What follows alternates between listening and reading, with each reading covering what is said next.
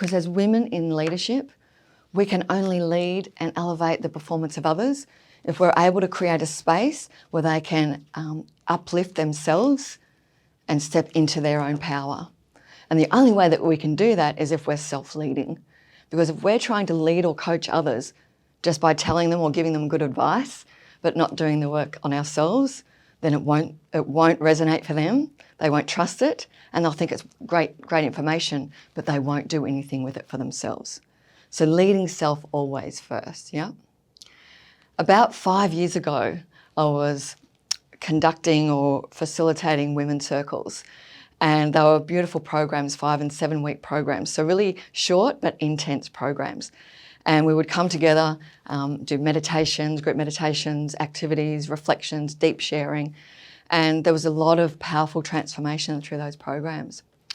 One woman, let's call her Rose, who went through this program, was doing a lot of great work on herself and busting through lots of her limits and dealing with a lot of her drama.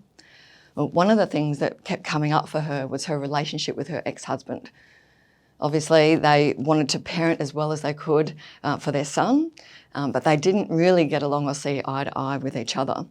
And so for her, the truth was that the ex-husband was always the one in the wrong. And she just couldn't get past that.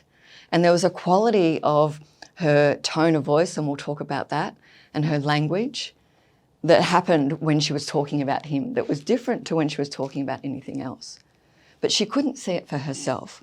One night, as we were chatting in the WhatsApp group, she was starting to then repeat this same complaint about her ex-husband, this complaint that she'd told over and over again. And by that time, I knew that it was time for her to bust through that. So as a coach, we're often taking risks, challenging people in new ways, helping them try and break through. And that takes courage on both parts, doesn't it? So I offered her a challenge, and it was something quite strong. And for her, it was very confronting. And she didn't talk to me for a couple of weeks. It's not unusual. Some of the people that I work with might have that same experience of me sometimes. But obviously, it's from a place of serving you and helping you be your best. And so as she moved through this work that I asked her to do, a few months later, she came back and let me know. She shared through a video and also a phone call. She shared a video with me that she was stepping into developing herself as a coach as well, because she completely transformed her relationship with her ex-husband by dealing with the drama that she'd had going on in her head. And then about 3 or 4 years later, we lost touch, we didn't stay in touch. 3 or 4 years later, we bumped into each other at a retreat.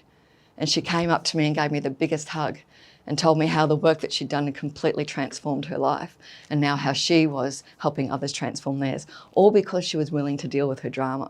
So we know that drama's, something that can hide deep inside of our psyche, and we need to be aware of it because we really need to catch it in times where it might be taking control of us.